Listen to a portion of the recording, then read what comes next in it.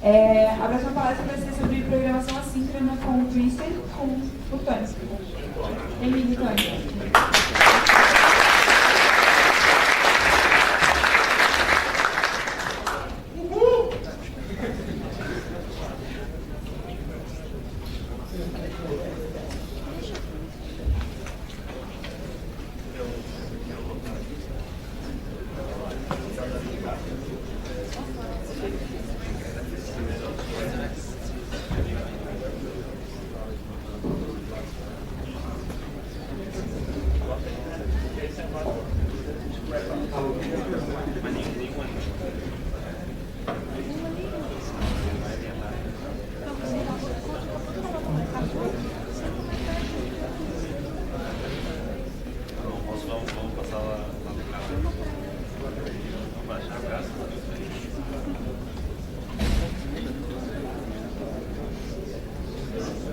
Alô, estão me ouvindo bem?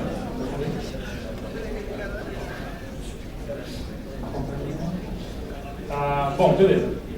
Meu nome é Tony, hoje eu vou falar um pouquinho para vocês sobre um framework que eu uso no trabalho, esse faz um tempo, chama Twisted, e falar sobre como a gente faz programação assíncrona com ele. Me apresentando para vocês, eu trabalho no Instituto Eldorado, uma empresa de Campinas, com sede em Brasília e Porto Alegre, sou desenvolvedor Python lá. Eu também participo do Partie, o nosso meetup de Python de Porto Alegre. Se alguém aí de Porto Alegre não conhecia, aparece lá, a gente se encontra todo mês, geralmente nos últimos sábados do mês. E eu sou o Bobassaro no Twitter, pelo Guilherme seguir.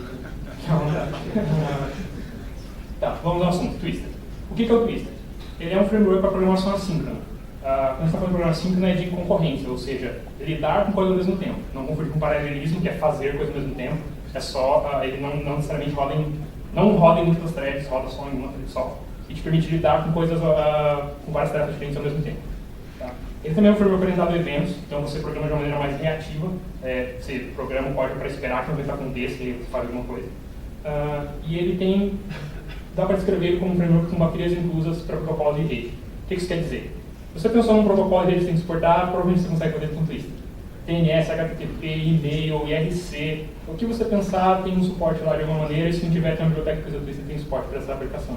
Então é bem interessante como um framework para construir servidores. Vocês estão olhando essas questões quando estão pensando, tá, mas e o async.io? Já não faz várias partes dessas coisas? Mais ou menos. Se você olhar esse gráfico aqui, é uma comparação, essa versão está um pouco antiga, o Twisted está na versão 18, alguma coisa agora. Então você está vendo a diferença de linhas de código bem significativa. O async.io é uma biblioteca, então ele só te provê ali algumas ferramentas para você construir protocolo de rede, trabalhar com protocolo de rede, trabalhar com programação assíncrona, mas o Twisted tem muito mais do que isso, ele tem muito mais funcionalidades que não tem no async.io e também te provê muito mais suporte para você construir a arquitetura da sua aplicação. Então é bem mais, fazendo uma comparação assim, o Twisted é como se fosse o Django e o async.io é como se fosse o Bottle ou o Flask. Ele te dá menos, ele não te dá muita direção de como construir a aplicação e o Twisted tem bem mais tipo de suporte. Para você entender e conseguir, o Twisted tem certas maneiras específicas de fazer coisas dentro dele, esses conceitos tem que entender. Então, tem que entender como funciona o scheduling dele, como que eu mando tarefas lá no futuro, ou mando tarefas repetirem, como lidar com processos, ele tem o seu próprio jeito. Deferreds, que é o conceito do Twisted para quem não se é futures ou promises em JavaScript, que é basicamente o resultado no futuro, a gente fala mais disso mais pra frente. Protocolos de transportes, que são como você desacopla a lógica do seu protocolo, de como ele se comunica via rede, como lidar com threads, e o Reactor, que é uma peça bem importante do Twisted. Não dá para falar de tudo isso numa palestra só, então vou falar só do Reactor e de Deferreds, que é bem grosso de lidar com programação assim. O Reactor, o que é o Reactor? Eu estou subindo minhas notas aqui. O Reactor é um padrão para você lidar com programação assim de uma maneira concorrente. Tá? Ele é basicamente um event loop com algumas facilidades extras para você lidar com eventos, responder eventos, associar renders a eventos e tal. Ele é interessante quando você está falando no contexto de lidar com muitas conexões simultâneas. E a distinção importante de conexão simultânea vai ser request por segundo. Você pode ter muitos requests por segundo, mas não suportar muitas conexões simultâneas. Né? A frase mais comum desse tipo de problema é o C10K. Que é como você suporta tipo, um load do nível de 10 conexões simultâneas. Literalmente 10 mil conexões simultâneas, 10 mil sockets abertos no seu servidor ao mesmo tempo. Então isso é um negócio meio complicado de fazer. E tem basicamente dois approaches principais que foram testados, né? Vai funcionar? Que é threads e event loop. Tá? Fala um pouquinho sobre como funciona o approach de threads. Se você pegar, acho que a versão padrão do Apache, é mais ou menos o approach que ele vai utilizar. Tá? Você tem os clientes fazendo requests, eles passam por um dispatcher, que é um socket que está esperando conexões, e cada vez que faz uma conexão, ele aceita essa conexão, cria um socket novo, que passa por uma thread e a thread seguinte vai processar. Né? O principal problema que você vai ver de cara é que para cada conexão aberta eu tenho uma thread. Se você está falando de 10 mil conexões simultâneas, vai ter 10 mil threads no servidor, ele vai começar a ficar meio complicado. Né? Tem um pequeno exemplinho aqui, que é para ilustrar como esse approach de suportar conexões simultâneas funciona. Então tem a função dispatcher aqui, que basicamente eu tenho um thread pool, e essa aqui é a conexão que eu falei do dispatcher, que ela fica aceitando as conexões. Então eu estou binding uma porta e tal, e é aqui que esse loop vai travar. Se não tiver nem conectado, ele fica parado aqui esperando. Quando acontece uma conexão, ele gera um cliente, que é um novo socket, e o endereço do cliente que está conectando nele, e simplesmente passa para essa função process request. E essa... Deixa eu scrollar isso aqui. Não vou conseguir scrollar. Bom. Mais para baixo daria para ver o request, mas eu não estou conseguindo scrollar. Agora foi. Tá. Aí tem a função de processar request e ela é bem simples. É um while true, eu leio o dado do servidor, esse é um servidor de echo, por assim dizer. Então ele lê o que o cliente mandou e responde a mesma coisa. Então eu leio, se tem dados, eu dou um log ali para saber que aconteceu uma coisa e mando o mesmo dado de volta. Então é bem straightforward, bem simples de como funciona. Vamos entender como funciona. Os prós disso como a gente viu, o código de processar request num servidor desse tipo é bem simples. Ele é um código sequencial que está rodando numa thread, não tem segredo. O tipo de abstração que você usa é uma abstração que é familiar com a maioria dos programadores. Você viu na faculdade, threads e locks e coisas do tipo. E você não precisa preocupar com scheduling. Quem está decidindo qual thread está rodando em qual momento é o kernel. Você não precisa se preocupar com quando isso vai acontecer. Tá? Os cons você tem um overhead. Tá? Cada uma das suas threads tem uma stack separada, que vai estar ocupando memória, e o kernel está fazendo troca de contexto o tempo todo. E com essa troca de contexto vem um outro problema que é mais complicado, que é todos os bugs que acontecem quando você tem código rodando em threads separadas e a qualquer momento ele pode parar uma thread e começar outra. E se você tem instalado compartilhamento dessas threads, você está se preparando para entrar no mundo de dor, basicamente. Deadlocks, starvation, breach conditions e esse tipo de coisa. São condições muito difíceis de debugar. Qualquer pessoa que já teve que tentar reproduzir um bug com thread sabe a dor que é você ter um bug que acontece num momento específico do código e se ele for lá uma troca de contexto vai acontecer o problema, você tem que ficar tentando descobrir como que aquilo acontece. Tem essa, não sei se dá para ler isso aqui, mas um desenvolvedor da Mozilla que trabalha com Firefox, ele colocou esse cartaz bem alto em cima do escritório dizendo você tem que ser dessa altura para escrever código com múltiplas threads. E é essa altura, tipo, 2,5 metros de altura. Nem a cara dele vai conseguir.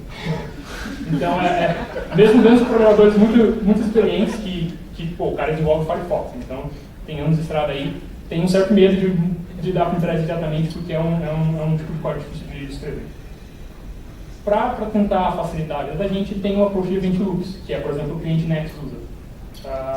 Ele acaba sendo um cara um pouquinho mais complicado.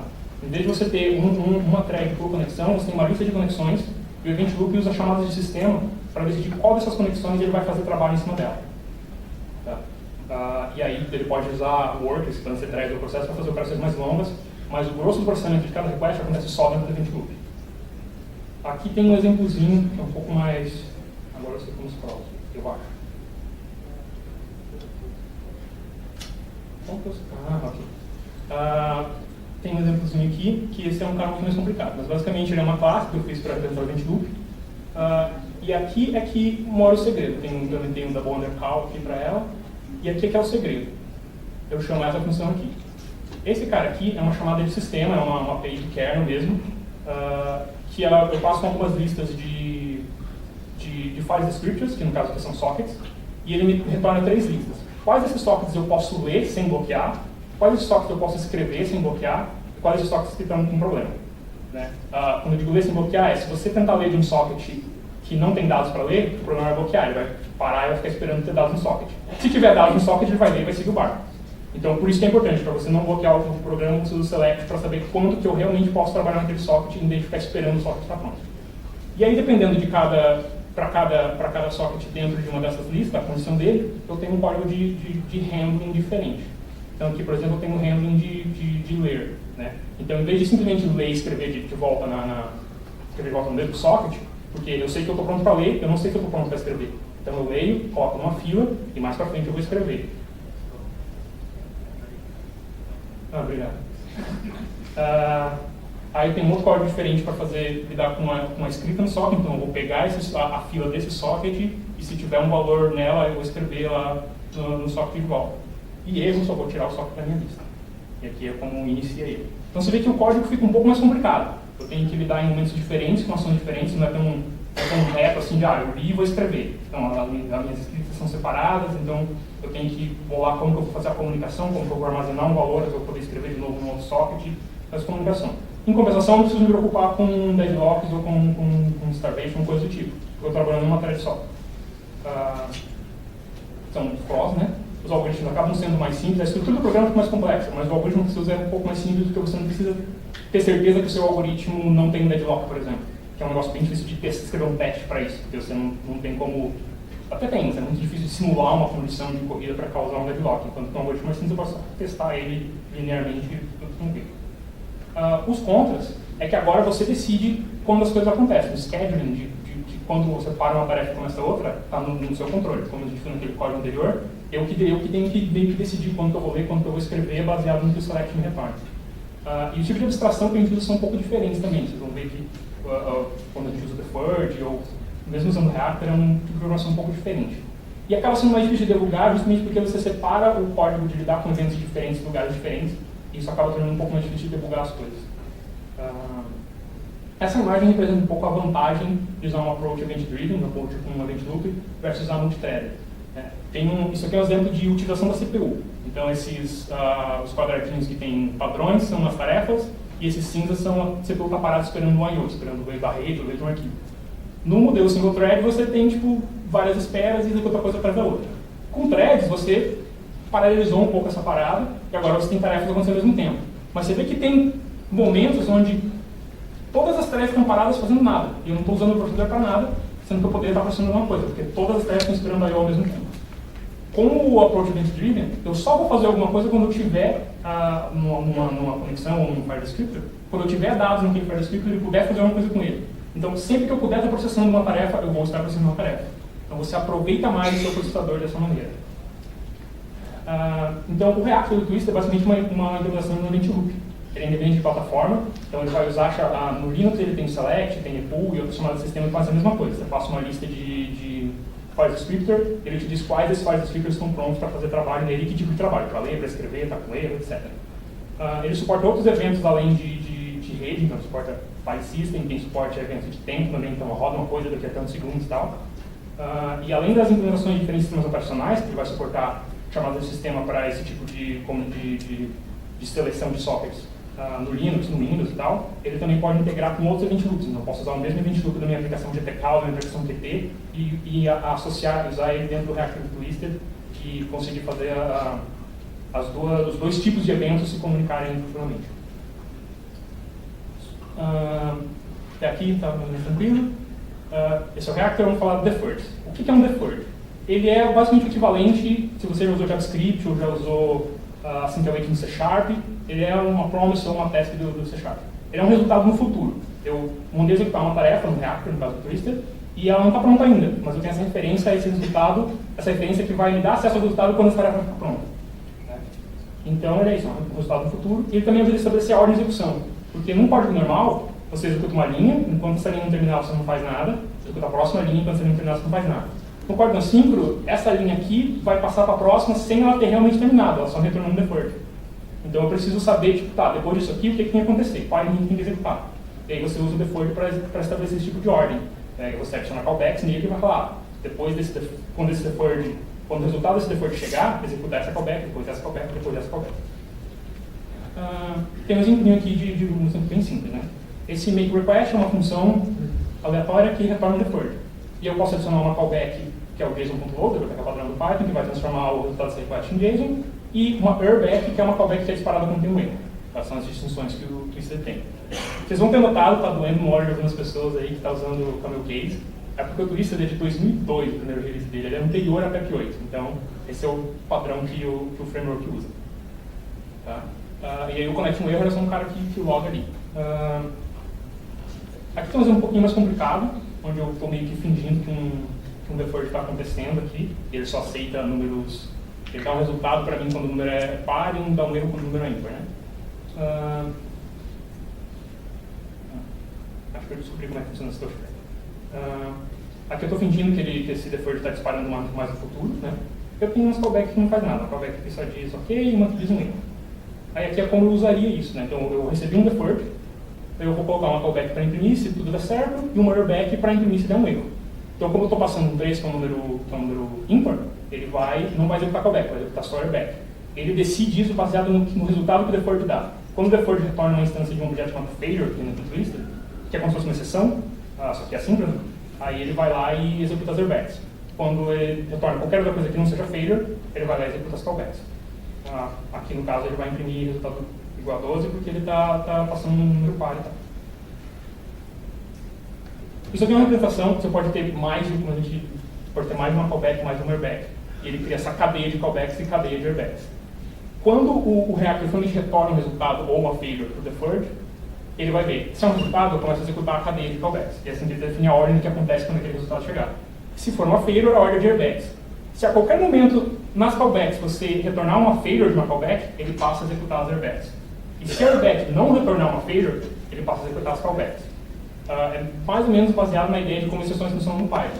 Você tem um try except, se nada acontecer dentro do seu except, você simplesmente segue o barco e continua executando. Se o seu except tiver uma exceção, aí você vai rodar outro, você vai ter outro try e tal, que vai pegar essa exceção.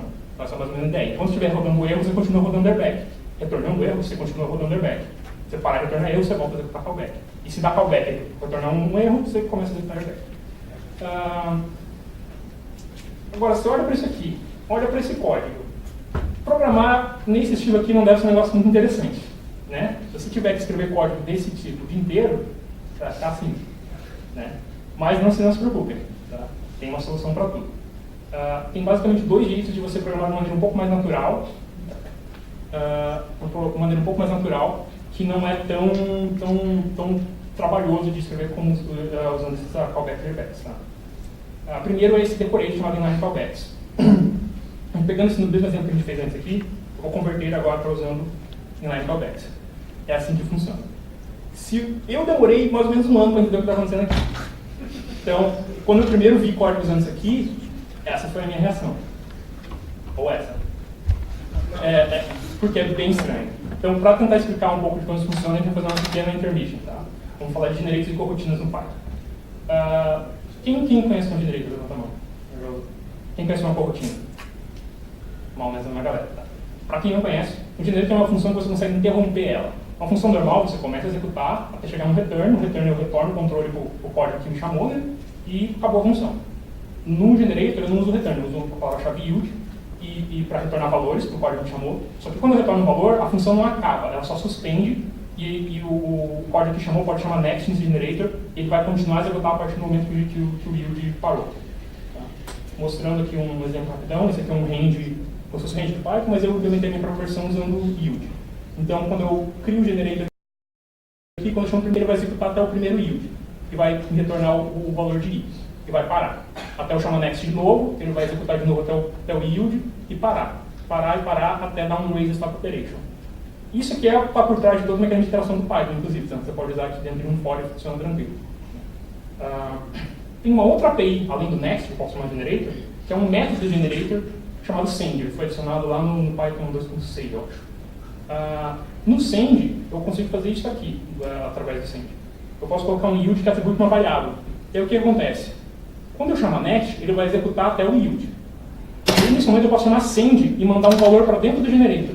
E aí ele vai atribuir esse valor para a person e vai continuar executando até o próximo yield. Que aí ele vai gerar a minha string de greeting e vai retornar o greeting para mim.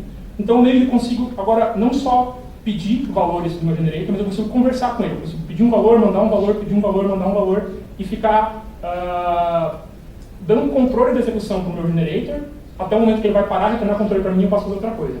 Isso aqui é a base de como o Twisted e como o Async.io, inclusive, implementam concorrência. Você tem vários desses generators ou corrotinas e o event loop fica deixando eles trabalhar um pouquinho, e no momento que eles vão fazer um I/O, eles devolvem o controle para o desculpa, eles devolvem o controle para o event loop, para o reactor, e o reactor pode executar outras tarefas nesse meio tempo. Tá? Então, voltando para a nossa programação regular, agora isso vai ficar um pouco mais claro. Essa função, o que ela faz? Eu escrevo o código normalmente, só que agora eu espero aqui um generator.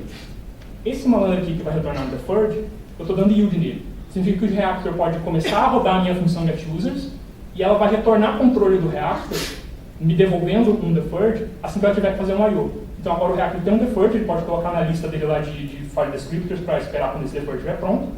E quando ele estiver pronto, o reactor pode mandar send com o resultado de make request. E agora a response não tem um deferred, tem um valor de verdade, e eu posso dar um accept lá e dar um log failure e fazer o que eu quiser. Posso retornar o response da JSON load. O motivo pelo qual está usando o return value em vez de uma função chamada return value em vez de um return é porque até o Python 3.3 ou 3.4 você não pode usar return numa função que usa yield. Então, para poder funcionar as coisas, o Twisted faz isso dessa maneira, cria esse pequeno helper aí. E o bacana disso aqui é que, se você parar para olhar esse código, ele é bem natural. Apesar de parecer um pouco esquisito, o jeito que você pensa sobre ele é bem natural. Mas ainda assim ele vai executar sincronamente. Então você meio que junta o melhor dos dois mundos. Plus, isso aí funciona em Python 2, para aqueles de nós que estão tristemente lidando com Python 2, isso ainda vai funcionar. O outro jeito de lidar com escrever um código mais natural é simplesmente usando o async await do Python 3, 3.5 para frente. Esse aqui é o mesmo exemplo que a gente fez antes, só que agora eu estou usando o async await. Em vez do inline callbacks, eu defino uma função assíncrona com async def, em vez de dar yield do await. Nada mais muda. E o outro segredo está aqui. O async I/O usa a mesma estratégia, ele está usando um event loop, ele está usando um objeto que representa o resultado do futuro, só que a classe e a implementação é diferente. Então você usa uma função só para que ele converta entre deferreds e futures ou coroutinas do Python 3. Então você usa assim, ensure deferred, eu posso passar qualquer coroutina para ele vai me dar um deferred no final das contas. E eu também posso ficar usando só async await e minhas funções retornam deferred, em várias funções encadeadas, e eu só preciso chamar ensure deferred lá no final, quando eu realmente preciso de um deferred para integrar com o Twisted. Então eu consigo escrever código que é meio que independente do Twisted, e eu só num pontinho lá eu preciso chamar uma função de adaptação para integrar esse código com o resto do Twisted. Então o suporte dele de Python 3 é bem, não te amarra tanto assim no Twisted. Vou falar uma certa diferença que eu falei de async await, não de async I/O. Async await é a palavra-chave do Python que implementa o protocolo, que tem lá o que a gente chama de objetos awaitables, um objeto que eu posso chamar a palavra-chave await nele. O async I/O é toda a biblioteca padrão, que implementa futures, que é o equivalente do deferreds, que implementa protocolos, que implementa uma série de funcionalidades, o event loop e assim por diante. O Twisted funciona bastante bem com async I/O, com async await, não tão bem com async I/O. Tá? O async await aqui falou o que eu acabei de falar, na verdade, devia ter passado para os aí antes, desculpa. Então são os métodos que ele implementa e o async I/O implementa várias outras coisas. Você consegue usar async I/O com o Twisted, consegue integrar os dois, só que é um pouquinho mais trabalhoso. Né? Você precisa dessas duas APIs, depois basicamente para você converter os futures, que são o objeto que representa o resultado no futuro do async I/O, para um deferred, que é o objeto que representa o estado do futuro no Twisted. Tá? Não é muito complicado, aqui tem um exemplo também. Eu estava querendo basicamente usar esse cara aqui, que é o async I/O.zip, que é do async I/O, só que eu queria usar ele dentro do Twisted. Então basicamente tem que pegar ele, converter para um future, e do future converter para um deferred. E aí eu posso fazer esse código fake aqui que está fazendo de conta que baixando a página. Então eu posso dar wait como se isso aqui fosse um deferred, ou como se fosse uma coroutina, tanto faz, e ele vai funcionar de boa. Aqui eu dou await de novo, e aqui até eu coloquei esse código que é uma looping call, que chama, que é uma API do Twisted para executar coisas repetidamente, então ele vai printar de 0.5 a 0.5 segundos. E aqui eu estou dando ensure deferred do meu cara ali que retorna com uma coroutina, e eu consigo usar deferreds tranquilamente com esse cara e eles se integram bastante bem. Aqui está o output do que acontece ali e tal. Então é isso basicamente o que são deferreds. Tem mais coisa? Tem muito mais coisa. Tem scheduling, a gente viu ali algumas APIs, o reactor.call later, que vai chamar uma coisa daqui a n segundos, o looping call, que vai ficar rodando repetidamente. Tem como você lidar com threads, que é, por exemplo, se você precisa usar uma biblioteca que é bloqueante, ela não tem uma versão assíncrona, mas você precisa usar ela no seu programa Twisted. Você pode chamar o deferred thread, ele vai rodar uma thread e dar um deferred que vai disparar quando aquela thread terminar. Tem o call from thread, porque como o Twisted é feito para rodar numa thread só, ele não é thread safe. Então se você precisa chamar código do Twisted dentro de uma thread, você tem que usar uma função especial. Tem como você comunicar com processos, então se você tem que rodar um processo, pegar o subprocesso e pegar o output dele, ou se você tem que ficar conversando com o processo de maneira mais detalhada, tem suporte para isso. Tem todo o suporte para estruturar protocolos da sua aplicação, protocolos de rede. Tem o suporte para a arquitetura da sua aplicação, que é você tem várias aplicações juntas formando um serviço, vários serviços formam uma aplicação. Nesse ponto, como eu falei, ele é bem parecido com o Django, ele te dá uma certa estrutura de como, uma certa estrutura para você montar a arquitetura da sua aplicação. E tem como testar também, como eu falei, é difícil de debugar, é difícil, um pouco mais complicado de testar, mas tem suporte para isso. Tem Trial, que é o test runner do Twisted, e tem PyTest Twisted, que é um plugin do PyTest, que te permite testar defaults bem facilmente. Só para concluir assim, vocês estão pensando, tá, isso parece ser bem legal, mas para que eu vou usar isso? Se você está fazendo uma aplicação web lá, que vai ter uma interface de HTML, não sei o que, não, esquece o Twisted, o Twisted não é para isso. Tá? Ele é mais um framework para você construir servidores. Então, se você está lidando com uma coisa de baixo nível, se você está lidando com Internet of Things e tem que implementar um protocolo proprietário, ou se você tem que comunicar com um dispositivo de hardware esquisito, ele é bacana. Ele tem várias funcionalidades para você implementar o seu próprio protocolo de rede se você precisar, ou protocolos prontos que você pode usar. Se você tem uma aplicação que precisa de 2 ou 3 protocolos diferentes que não funcionam juntos, você precisa falar FTP, DNS e e-mail, e todos eles têm que se converter lá. Em vez de ficar soltando um monte de processos comunicando com ele, você pode implementar tudo isso dentro de uma aplicação de Twisted, e ele vai conseguir trocar, se comunicar dentro da aplicação desses protocolos todos. E a diferença do Twisted versus o Async.io é que o Twisted tem mais coisa. Então, se você precisa de suporte a mais, protocolos diferentes e tal, ele tem mais suporte para isso. Outra coisa que é interessante usar também é se você está fazendo algum tipo de job em batch, que você tem muito scattered I/O. Então, por exemplo, sei lá, fazendo scrapping, por exemplo. Tem que baixar trocentas páginas e cada download vai estar esperando um jeito diferente. Dá para usar ele de maneira interessante para isso também. Algumas referências, a documentação oficial. Eu tenho mixed feelings com a documentação oficial. Ela tem uns tutoriais bem interessantes, mas ele segue aquele approach de eu vou te mostrar o jeito difícil, depois o jeito menos difícil, e finalmente esse é o jeito que você tem que usar mesmo. Então você tem que meio ir até o fim para descobrir como realmente se fazem as coisas. Tem esse livro chamado Twisted Network Programming Essentials. Eu não terminei de ler ele ainda, mas ele é bem bom. O pouco que eu já li, assim, eu gostei bastante. E se você curte IRC, tem um canal no Twisted de IRC que me salvou várias vezes nessa palestra, tirando várias dúvidas. Então o pessoal lá é bem bacana, ajuda bastante. E é isso. Se alguém tiver alguma pergunta, acho que tem 5 minutos no máximo ou não. E é isso. Perguntas? Valeu, querido. Perguntas? Sonas? Não, todo mundo de jeito. Aí, uma pergunta, não. Usa Twisted. Dá um microfone. Eu vou pegar o mic mais. Ele perguntou no que eu uso o Twisted. No trabalho a gente tem um projeto que comunica com hardwares localmente e expõe acesso a esses hardwares via WebSocket.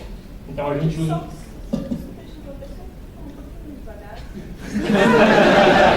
Eu ia pedir desculpas no começo da palestra porque eu sabia que isso ia acontecer.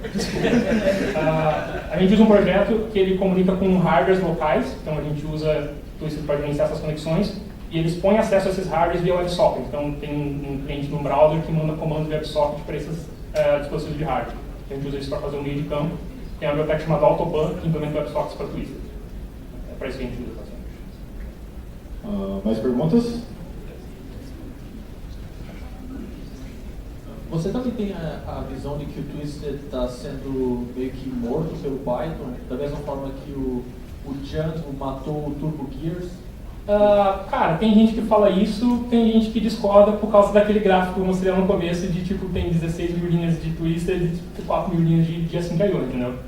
O Async.io está bem longe de fazer tudo que o Twisted faz, então ainda tem espaço, ainda tem, tipo, faz sentido ainda existir o Twisted, eu acho, mesmo no mundo onde existe o Async.io do Python 3 e tudo mais.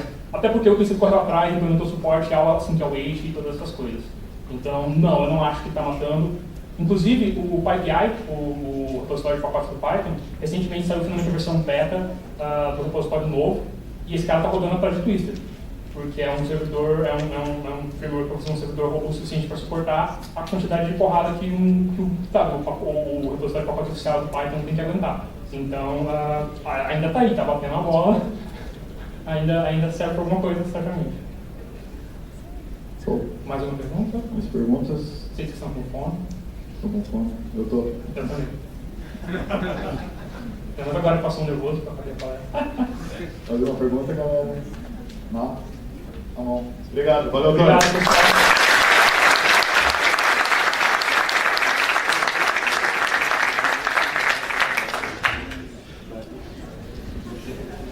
Obrigado, Tony. Pessoal, lembrem-se da foto, por favor. Agora ali no salão, no meio dos dois prédios, tá bom? Antes da gente comer. Valeu, obrigado.